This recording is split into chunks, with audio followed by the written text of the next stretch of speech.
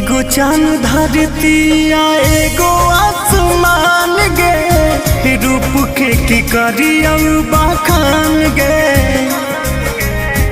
बड़ा निक लागो तोर मिठू मुस्कान गे, एक पीस हाही तो जान गे।